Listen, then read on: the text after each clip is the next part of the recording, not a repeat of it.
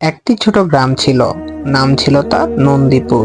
গ্রামের মানুষজন ছিল সাদাসিধে, পরিশ্রমী এবং সুখী। সেই গ্রামে বাস করত একজন লোক, নাম তার রহিমউদ্দিন। কিন্তু গ্রামের অন্য সবার মতো ছিল না সে। তার মনে ছিল একটাই জিনিস, লোভ। রহিম ছোটবেলা থেকেই অন্যদের জিনিস দেখে হিংসা করত। কারণ নতুন জামা দেখলে তার মনে হতো সবার আছে, আমার কেন নেই। কেউ আবার ভালো খাবার খেলে সে ভাবতো আমি কিভাবে এটা পাবো। ধীরে ধীরে এই চিন্তাগুলো তার মনে এমন ভাবে গেঁথে যায়, সে বড় হতে হতে এক লোভী ভয়ঙ্কর মানুষ রূপে পরিণত হয়। রহিমের বাবা ছিলেন একজন সাধারণ কৃষক। অনেক কষ্ট করে তিনি পরিবার চালাতেন। তিনি সবসময় রহিমকে বলতেন, বাবা পরিশ্রম করো, আল্লাহ যা দিবেন তাতেই সন্তুষ্ট থাকো। কিন্তু রহিম এই কথা কখনোই মেনে নিত না। সে ভাবতো এই পরিশ্রম করে কি লাভ, দ্রুত বড়লোক হতে হবে। একদিন রহিম শহরে যাওয়ার সিদ্ধান্ত নেয়। তার মনে ছিল গ্রামে থাকলে কখনো ধনী হওয়া যাবে না। শহরে এসে রহিম প্রথমে অনেক কষ্ট করে, ছোটখাটো কাজ করে দিন কাটায় সে। কিন্তু তার মাথায় সবসময় একটা পরিকল্পনা চলতো, কিভাবে দ্রুত টাকা কামানো যায়। একদিন সে এক ধনী ব্যবসায়ীর দোকানে কাজ পায়। মালিক ছিল সৎ ও ভালো মানুষ। তিনি রহিমকে বিশ্বাস করতেন এবং দোকানের অনেক দায়িত্ব দিয়ে দেন। কিন্তু এখান থেকেই শুরু হয় রহিমের আসল পরিবর্তন। দোকানে কাজ করতে করতে রহিম লক্ষ্য করলো প্রতিদিন অনেক টাকা লেনদেন হয়। তার মাথায় একটা চিন্তা এলো, এত টাকা কেউ যদি একটু একটু করে নেয়, কেউ বুঝবে না। প্রথমে সে ভয় পেয়েছিল, কিন্তু পরে তাকে লোভ জয় করে নেয়। সে ধীরে ধীরে পরে টাকা চুরি করতে শুরু করে, প্রথমে অল্প, তারপর বেশি। কয়েক মাসের মধ্যেই সে বেশ টাকা জমিয়ে ফেলে। একদিন হঠাৎ করে সে চাকরি ছেড়ে দেয়। জমিয়ে রাখা টাকা সে নিজের একটা দোকান খুলে বসে। গ্রামের লোকজন অবাক হয়ে যায়, এত তাড়াতাড়ি রহিম কিভাবে এত টাকা পেল। কিন্তু কেউ সত্যটা জানতো না। তার ব্যবসা ভালো চলতে শুরু করে, কিন্তু তার লোভ কমেনি, বরং আরো বেড়ে যায়।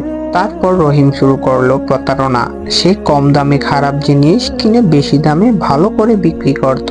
ওজনে কম দিত, কিন্তু দাম নিত বেশি। লোকজন সেইভাবে প্রথমে বুঝতে পারেনি, কিন্তু ধীরে ধীরে সবাই বুঝতে শুরু করলো। একদিন এক বৃদ্ধ লোক তার দোকানে এসে বলল, বাবা তুমি মানুষ ঠকিয়ে টাকা কামাচ্ছ, এতে কোনো শান্তি পাবে না। রহিম হেসে বলল, শান্তি দিয়ে কি হবে, টাকা থাকলেই সব পাওয়া যায়। কয়েক বছরের মধ্যে রহিম অনেক ধনী হয়ে যায়। বড় বাড়ি, গাড়ি, জমি সবকিছু তার হয়ে যায়। কিন্তু তার জীবনে একটা জিনিস ছিল না, শান্তি। সে সব সময় ভয় পেত, কেউ যদি তার টাকা নিয়ে নেয়, কেউ যদি তাকে ঠকায়। রাতে ঘুমাতেও পারত না ঠিক মতো। রহিমের লোভ তাকে এমন জায়গায় নিয়ে গেল যেখানে সে কাউকে বিশ্বাস করতে পারত না। নিজের কর্মচারীদেরও সে সন্দেহ করত। সে বাড়িতে সিন্দুক বানালো, পাহারা বসালো, ক্যামেরা লাগালো, তবুও তার ভয় কাটতো না। একদিন তার এক পুরনো বন্ধু তাকে বলল, তুই এত টাকা কামাইছিস, কিন্তু তোর মুখে হাসি নাই কেন? রহিম তখন চুপ করে রইল, কারণ সে জানতো তার ভিতরে কোনো সুখ নেই। একদিন রাতে তার দোকানে চুরি হয়, অনেক টাকাও মালামাল চুরি হয়ে যায়। রহিম ভেঙে পড়ে, সে চিৎকার করে, আমার সব শেষ। কিন্তু মানুষ তখন বলল, তুমি তো অন্যদের ঠকিয়ে নিজে অনেক টাকা কামিয়েছো, আজ তোমার সাথেই সেটা হলো। চুরির কিছুদিন পর তার ব্যবসায় বড় ক্ষতি হয়। যেসব লোক তাকে আগে বিশ্বাস করত, তারা আর তার কাছে আসতো না। তার নাম হয়ে যায় প্রতারক রহিম। লোকজন তাকে এড়িয়ে চলতে শুরু করলো। ধীরে ধীরে রহিমের সবকিছু শেষ হয়ে যায়। বাড়ি বিক্রি করতে হয়, দোকান বন্ধ হয়ে যায়। সে আবার সেই গরিব অবস্থায় ফিরে আসে। কিন্তু এবার তার সাথে ছিল না পরিবার, না বন্ধু, না সম্মান।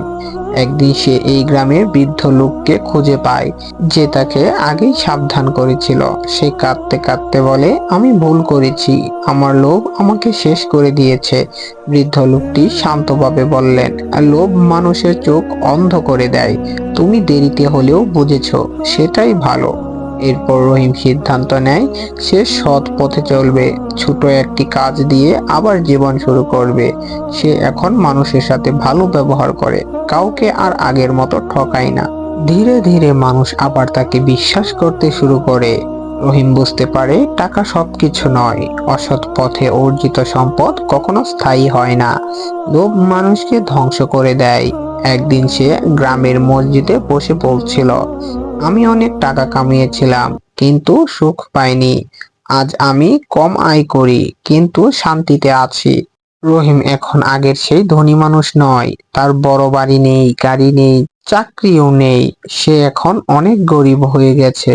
সে এখন একটি ছোট ভাড়া ঘরে থাকে। সকালে ঘুম থেকে উঠে সে নিজের জন্য রান্না করে, তারপর ছোট একটি দোকানে কাজ করতে যায় একজন সাধারণ কর্মচারী হিসেবে। সে মানুষকে একসময় অন্যদের দিয়ে কাজ করাতো। আজ সে অন্যের অধীনে কাজ করে। প্রথম কয়েকদিন তার খুব কষ্ট হতো। মানুষ তাকে চিনে ফেলতো। কেউ কেউ পিছনে ফিসফিস করে বলতো, ওই যে ওই লোকটা না আগে মানুষ ঠকাতো।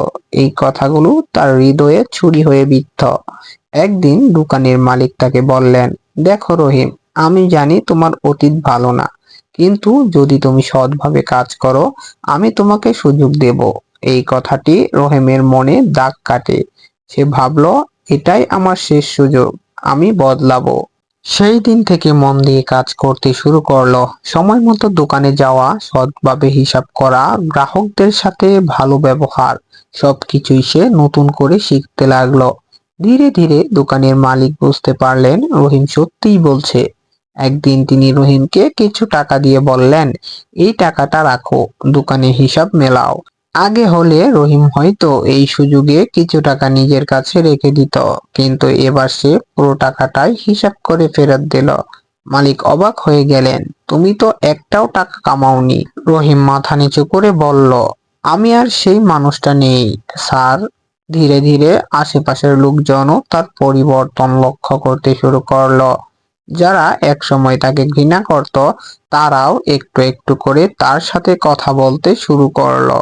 ধীরে ধীরে আশেপাশের লোকজনও তার পরিবর্তন লক্ষ্য করতে শুরু করলো। যারা একসময় তাকে ঘৃণা করত, তারা এখন একটু একটু করে তার সাথে কথা বলতে শুরু করলো। একদিন সেই বৃদ্ধ লোকটি আবার তার সাথে দেখা করতে এলেন। তিনি বললেন, আমি দেখেছি তুমি বলেছ এটা সহজ না, তুমি চেষ্টা চালিয়ে যাও। রহিমের চোখে পানি নিয়ে বলল, আপনার কথা যদি আগে শুনতাম। একদিন দোকানে অনেক বড় একটি লেনদেন হলো। অনেক টাকা ক্যাশ রাখা ছিল।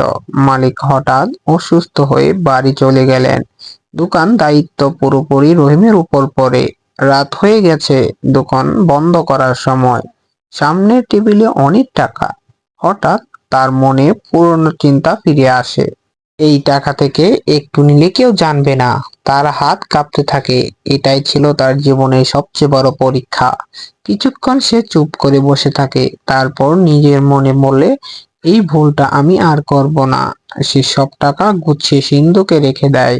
পরদিন মালিক এসে হিসাব দেখে অবাক হয়ে যান। সবকিছু একদম ঠিক। তিনি রহিমকে জড়িয়ে ধরলেন। তুমি সত্যিই বলেছ, আমি তোমার উপর গর্বিত। এই প্রথমবার অনেক বছর পর রহিম নিজের উপর গর্ব অনুভব করলো।